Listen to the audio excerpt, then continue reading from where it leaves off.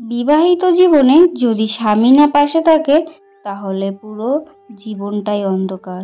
যেমন আমার, এত কাজ করার পরেও কারণ মন জোগাতে পারি না। হ্যালো এভরিওয়ান, গুড মর্নিং সবাইকে। কেমন আছো সবাই? আশা করছি সবাই ভালো আছো, সুস্থ আছো।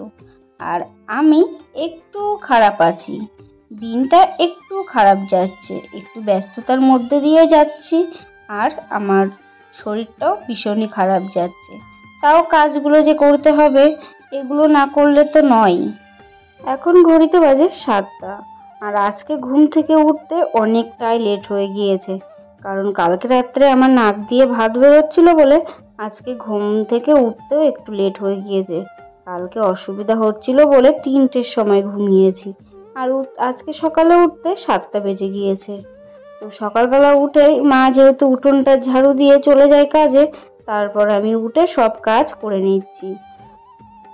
সারাদিন এত কষ্ট করে এত পরিশ্রম করে কাজ করি, তারপরেও জানো তো কারণ মন আর পায় না।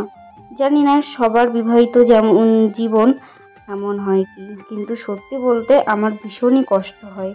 সারাদিন কাজ করে এত পরিশ্রম করার পরে যখন নিজের স্বামী পাশে থাকে না, নিজের দুঃখ কষ্ট বোঝার মতন কেউ পাশে থাকে না, তখন ভীষণই কষ্ট হয়। অনেকটাই কম বয়সে বিয়ে করেছি। অনেক কম বয়সে বিয়ে করে ভুল করলাম। আমি জীবনে বুঝতে পারিনি যে এমনটা হবে।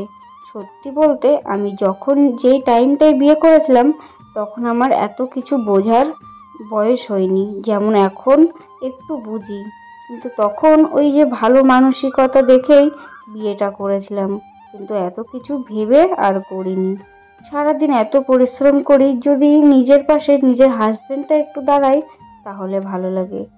মানে আমার পাশে বসে যদি রাত শেষে দিন শেষেও আমার সাথে একবার কথা বলে জিজ্ঞাসা করে যে তোমার কষ্ট হচ্ছে না তো, বা অন্য কিছু, অনেক কিছুই তো জিজ্ঞেস করার আছে। যদি একবার সে আমার কাছে সব জিজ্ঞেস করে না, একটু ভালো কথা বলে, তাহলে সব কিছুই ভালো লাগে, সব কষ্টই ভালো নিবারণ হয়ে যায়।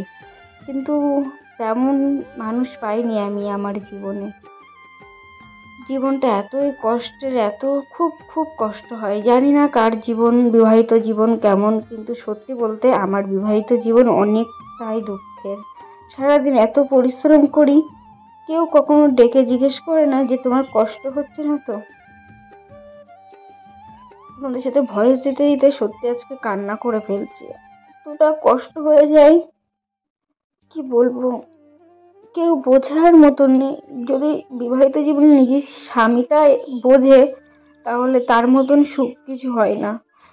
কেউ পাশে না থাকলেও নিজের স্বামী যদি পাশে থাকে, তাহলে সব কষ্ট দূর হয়ে যায়।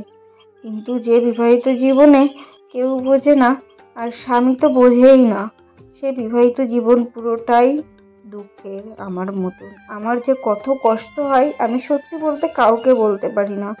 আমি তোমাদেরকে পুরো নিজের মনে করে এই কথাগুলো তোমাদেরকেই জানাই। তাছাড়া আমি কাউকে এই কথাগুলো বলতে পারি না। তো যাই হোক, বাদ দাও, অনেক কিছুই বলে ফেললাম, অনেক কষ্টের কথা বলে ফেললাম। ওসব বলে তো আর লাভ নেই, ওটা আমার কপালে ছিল তাই হলো। তো তারপর ভাত খেয়ে ওষুধ খেতে চলে এসেছি। আর এই ওষুধগুলো আমার অপারেশনের 3 মাস পর যখন চেক আপে গিয়েছিলাম, তখন এই ওষুধগুলো দিয়েছিল। এত মোটা ওষুধ, ভীষণ বাজে খেতে। আমি যখন গিয়েছিলাম আমার 1 মাসের ওষুধ দিয়েছিল, কিন্তু এখন 6 মাস হয়ে গিয়েছে, সেই 1 মাসের ওষুধ আমি খেয়ে শেষ করতে পারছি না। মানে একটু ওষুধ খেতে ভালো লাগে না। আর দেখো ওষুধটা খাওয়ার সাথে সাথে গলাটা ফুলে গিয়েছে, পুরো গলাটা দেখো, বুঝতে পারছো, ফুলে গিয়েছে, আবার কমে গিয়েছে। আমার ভীষণ সমস্যা হয় কিছু খেতে গেলে, তার জন্য আমি তোমাদেরকে কিছু দেখাতে মানে খাওয়ার ভিডিও বা কিছু এগুলো দেখাতে পারি না। আর এই ওষুধের খাপটা আবার গুছিয়ে ধুয়ে দিলাম। আজকে ওষুধটা শেষ হলো, এখনো অনেক ওষুধ আছে, সেগুলো এখনো শেষ করতে পারিনি। ওষুধের খাপটা ভাঁজ করে রেখে দিলাম, যদি কখনো দরকার পড়ে তখন এনে নেব, কারণ অনেকটা দূর তো যাওয়া সম্ভব না। তার জন্য ওষুধের খাপ দেখিয়ে এখান থেকে ওষুধ নিয়ে নেব। আর ওখানে দেখো যে মুরগি কাটছিলাম, মুরগির যে ডিম হয় না ছোট ছোট, সেই ডিমগুলো আয়ুষ খাচ্ছে। দেখো কেমন করে খাচ্ছে, এত বারণ করি তাও শোনে না। আর জেদ, ভীষণ জেদ, বারণ করা সত্ত্বেও ও খাবে। আর এখানে ভীষণই দুষ্টুমি করছিল। আর সত্যি বলতে সোনা বাবাকে আজকে ভীষণ মেরেছিলাম, আমার জীবনের ফার্স্ট ওকে এমন করে মারলাম। আর ওকে মারার পরে আমি ভীষণ কান্না করেছিলাম। ওই যে সারাদিন মন মানসিকতা ভালো নেই, সারাদিন একা একা কাজ করতে হয়, তাও আবার হাজবেন্ড পাশে থাকে না, না থাকে ফ্যামিলির কোনো কেউ যে পাশে নেই। কি করবো বলো তো, নিজে হাতে যখন একা সব কাজ করতে হয় না, তখন মানে রাগটা হয়ে যায়। আর আমার রাগ হয়ে গেলে আমি সামলাতে পারি না রাগটা, এটাই আমার দোষ। এই রাগের জন্যই, এই জেদের জন্যই আমি অনেক বড় ভুল করে ফেলেছি জীবনে। তাও সেই জেদ আর রাগটা ঠিক আমার কমলো না। আর এটা হয়তো যখন 4 খুঁটির মাঝখানে যাব তখনই এই রাগটা নিবারণ হয়ে যাবে। চেয়েছিলাম খুব তাড়াতাড়ি যেতে, কিন্তু পারলাম না। আর এখানে সব মাংসগুলো কেটে নিচ্ছি। আর ওই যে টিফিন কৌটো যে মাংসগুলো ছিল, ওগুলো আগের দিন কেটেছিলাম মুরগির, সেই মাংসগুলো।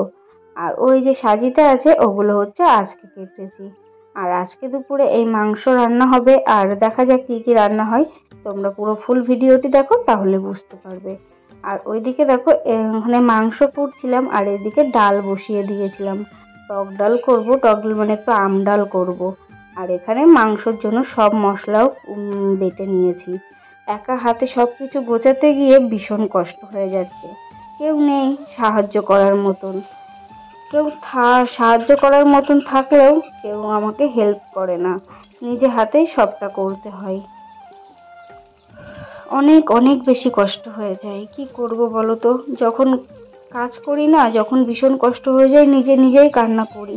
কান্না করলে মনটা একটু হালকা লাগে। আর আজকে যখন তোমাদের সাথে এই কথাগুলো বলছি, তখন আমার মনটা ভীষণই হালকা লাগছে। আর এই সাইডে মাংস কষিয়েতে জল ঢেলে দিলাম। আর ওই সাইডে দেখো উচ্ছে আলু ভাজা হচ্ছে। ওই উচ্ছে আলু ভাজা, আর এখানে মাংস কষা, আর আম ডাল, আর সাথে বেগুন ভাজা, এই হলো আজকে দুপুরের খাওয়া দাওয়া। অনেকটাই তাড়াহুড়োর মধ্যেও কাজগুলো করেছি, তোমাদেরকে সেইভাবে ভিডিও ক্লিপ দিতে পারিনি। আর এই যে এদিকে দেখো ভাত রান্না করেছি। আর এখানে হচ্ছে উচ্ছে আলু ভাজি, আর এখানে হচ্ছে বেগুন ভাজি, আর তলায় আছে আম ডাল। এই গরমে আম ডাল খেতে যে কি ভালো লাগে, সব থেকে প্রিয় খাবার হলো এই আম ডাল এই গরমের মধ্যে। তো এই হলো আজকে দুপুরে রান্না বান্না, আজকে দুপুরে এই খাওয়া হবে। আর এখানে দেখো সুন্দর কষা কষা করে মাংসটা রান্না করেছি। আর সত্যি বলতে জানো তো, আমার বাড়িতে সবাই আমার হাতের মাংস রান্না খুবই পছন্দ করে, শুধু আমার শাশুড়ি মা বাদে। প্রত্যেকটা বাড়িতে থাকে কেউ না কেউ একজন খুঁত ধরার জন্য। এখানে যেমন আমার শাশুড়ি মা আমার রান্না পছন্দ করে না, কি আর করবো, ওনার পছন্দই তো আমার কিছু যায় আসে না, আমাকে তো রান্না করতেই হবে, আমি ওর থেকে ভালো কিছু রান্না করতে পারি না। আর এই যে তারপর খাওয়া দাওয়া করে সবাই খাওয়া দাওয়া দিয়ে থালা বাসন মেজে তারপর ছাদে চলে আসলাম জামা কাপড় তুলতে। আর এসে দেখি ওপরে এত সুন্দর মেঘের দৃশ্যটা না, আমি নিচে গিয়ে আবার ফোনটা এনে তোমাদেরকে একটু ভিডিও ক্লিপ দেখিয়ে দিলাম। কি সুন্দর লাগছে না আকাশটা। এই যে সারাদিন কষ্ট করার পরে যখন এই আকাশটা দেখেছিলাম, পুরো মনটা জুড়িয়ে গিয়েছিল। কত সুন্দর লাগছে। এই খোলা আকাশের নিচে যদি একটু দাঁড়িয়ে কান্না করতে পারতাম গলা ছেড়ে দিয়ে, তাহলে হয়তো সব দুঃখ কষ্ট দূর হয়ে যেত, কিন্তু সেই উপায়টা তো আর নেই। গৃহবধূদের সব সময় চুপি চুপি ঘরের মধ্যে রাত্রে শুয়ে বালিশের উপরে মাথা দিয়েই কান্না করতে হয়। তাছাড়া জোরে জোরে না পারি কারোর সামনে কান্না করতে, না পারি কারোর সামনে দুঃখ প্রকাশ করতে। যা কিছুই হয় রাত্রেবেলা আমার বালিশই বোঝে আমি কি করি, কি সারাদিনে কি করি। আর এখানে তারপরে হচ্ছে সব থালা বাসনগুলো মেজে এনে ওখানে জল ঝরাতে রেখে দিয়েছিলাম, সেগুলো এখন সন্ধ্যাবেলা এগুলো সব তুলে ফেলছি। আর তারপর আবারও সন্ধ্যাবেলা ওইদিকে ভাত বসিয়ে দিয়ে তারপর চলে এসেছিলাম ঘরের মধ্যে। এসে শোকেস আলনা খাট যেগুলো ছিল সেগুলো একটু হালকা করে ক্লিনিং করে নিচ্ছিলাম। এই যে এত ব্যস্ততার মধ্যেও জানো তো, আমার এই ঘর গোছানো, পরিষ্কার পরিচ্ছন্ন রাখা ঘর বাড়ি আমার ভীষণই পছন্দ হয়। এটা কোনো কিন্তু মানসিক সমস্যা না, এটা আমি পছন্দ করতে ভালোবাসি ঘর বাড়নটা সব সময়, তার জন্যই আমি করে রাখি। আর এত কাজ করার পরেও জানো তো সব সময় সবার কাছে কথা শুনতে হয়। আর সবাই কি বলে জানো তো, বাড়িতে বাড়ির গৃহবধূ কি করে, সারাদিন তো বসেই থাকে, সংসারে শুধু রান্না বান্না আর ওই কটা কাজ। কিন্তু যে করে সেই বোঝে একটা সংসারে কতটা কাজ থাকে। যখন হাজবেন্ড কোনো বন্ধু বা কেউ তার আত্মীয় স্বজনকে নিয়ে আসে, তখন কিন্তু বলে যে বা তোর ঘরটা তো পরিষ্কার পরিচ্ছন্ন করে গোছানো। আবার যদি অগোছালো থাকে, যা ওর বাড়িতে গিয়েছিলাম, ওর বাড়ির ওর বউ কিছুই করে না, ঘর বাড়ি এত নোংরা, এরকম কিন্তু শুনতে হয়। আর যখন পরিষ্কার পরিচ্ছন্ন করা থাকে, তখন কিন্তু সবাই বলে। তাই আর কি, সারাদিন এত কষ্ট করার পরেও সব কিছুই পরিষ্কার পরিচ্ছন্ন করে রাখতে হয়, কারণ একটা মানুষ যখন বাড়িতে আসে, সে যেন এসে বলতে না পারে যে ওই বাড়ির বউটা ভীষণ নোংরা। গিয়েছিলাম ওর বাড়িতে, তো ভীষণ নোংরা দেখলাম জিনিসগুলো। এই জন্যই সব কিছু করতে হয়, আর সংসার জীবনে সব কিছুই সহ্য করতে হয়। কিন্তু আমি সহ্য করতে করতে আর পারছি না। একসময় গিয়ে হাঁপিয়ে গিয়ে মৃত্যুর কথা ভেবেছিলাম, কিন্তু হলো না। আবার ফিরে আসতে হলো এই জীবনে। কি করব বলো? তারপর খাট মুছে নিচ্ছি, জানালা দরজা সবগুলো একটু হালকা করে ক্লিন করে নেব। তো আজকের ভিডিওটি এই পর্যন্তই থাক। ভিডিওটি যদি ভালো লাগে একটু লাইক কমেন্ট করো, আর কোথা থেকে এই ভিডিওগুলো দেখছো আমাকে একটু কমেন্ট করে জানিও। অনেক কষ্ট, অনেক কথা জানো তো, তোমাদের সাথে বললে একটু ভালো লাগে, মনটাও বেশ হালকা লাগে। তার জন্য সবসময় চেষ্টা করি তোমাদের সাথে একটু মনের কথাগুলো খুলে বলতে। আবার এই ভিডিও করছি, এই আধা ঘন্টা ধরে ভয়েস দিচ্ছি, আর একটা ভয়েস দেওয়ার সময় যেন কতবার করে কাটতে হয়, অনেক কষ্ট করে ভয়েস দিতে হয়। তারপরেও যদি তোমরা ভিডিওতে একটু ভালোবাসা না দাও, তাহলে কি করে হবে বলো তো? এমনি তো পারিবারিক দিক থেকে কোনো সাপোর্ট পাই না।